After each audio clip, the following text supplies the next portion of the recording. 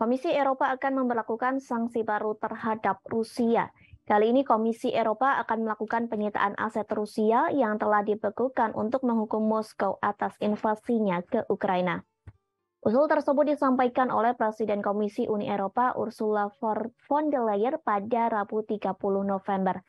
Usulan tersebut menjajaki opsi hukum dengan mitra-mitra Uni Eropa guna memberi kompensasi kepada Kiev atas kerusakan yang diderita negara tersebut. Para pejabat di Uni Eropa, Amerika Serikat, dan negara-negara barat lainnya telah berdebat selama berbulan-bulan bagaimana cara menyita aset Rusia yang disimpan di luar negeri secara legal yang dibekukan oleh sanksi. Masalahnya adalah bahwa di sebagian besar negara anggota Uni Eropa, penyitaan aset yang dibekukan hanya dimungkinkan secara hukum jika ada hukuman pidana. Selain itu, banyak aset warga negara Rusia yang masuk daftar hitam sulit disita atau bahkan dibekukan karena terdaftar sebagai milik anggota keluarga. Ia mengatakan dalam jangka pendek, Uni Eropa dan para mitranya dapat mengelola dana dan menginvestasikannya. Hasil dari pengelolaan dana dan investasi tersebut akan disalurkan ke Ukraina, yang pada akhirnya akan mengkompensasi kerusakan yang diderita negara tersebut. Ia juga mengatakan bahwa Uni Eropa mengusulkan pembentukan pengadilan khusus yang didukung ke PBB untuk menyelidiki dan menuntut kejahatan agresi Rusia.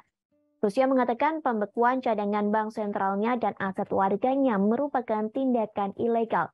Moskow menyangkal bahwa invasi yang disebutnya sebagai operasi militer khusus merupakan agresi ilegal terhadap Ukraina. Sebelumnya, sejumlah negara barat akan memberlakukan batasan harga pada minyak Rusia. Namun Presiden Rusia Vladimir Putin ternyata tak mau tinggal diam.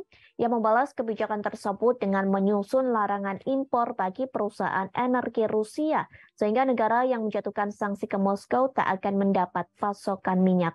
Diketahui pembatasan harga minyak Rusia ini digagas oleh kelompok G7, termasuk Kanada, Prancis, Jerman, Italia, Jepang, Britania Raya, dan Amerika Serikat. Nantinya minyak Rusia tersebut akan dibatasi sebesar $65 Amerika Serikat hingga $75 Amerika Serikat per barel.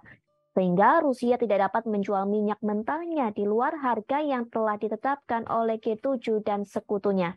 Apabila Rusia tak mengikuti aturan tersebut, maka Moskow tak dapat mengakses perusahaan pengapalan yang menangani kargo minyak. Usulan pembatasan harga diambil dengan maksud untuk mengurangi kemampuan Moskow mendanai armada perangnya di Ukraina.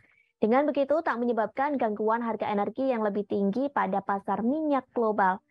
Keputusan ini memicu kemarahan Putin. Putin memberlakukan pengetatan impor dengan mengurangi jumlah pasokan energi, terutama produk minyak mentah pada pasar Eropa. Apabila hal ini disetujui pejabat Kremlin, maka Rusia akan mengalokasikan semua pasokan minyak ke kawasan Asia. Pasalnya, sejumlah negara Asia kini mulai menjadi pelanggan setia minyak Rusia, seperti India, China, yang kemudian disusul Malaysia dan Singapura. Russia's invasion of Ukraine has brought death, devastation, and unspeakable suffering. We all remember the horrors of Bucha. Russia must pay for its horrific crimes, including for its crime of aggression against a sovereign state. And this is why, while continuing to support the International Criminal Court, we are proposing to set up a specialized court backed by the United Nations to investigate and prosecute Russia's crime of aggression. We are ready to start working with the international community to get the broadest international support possible for this specialized court.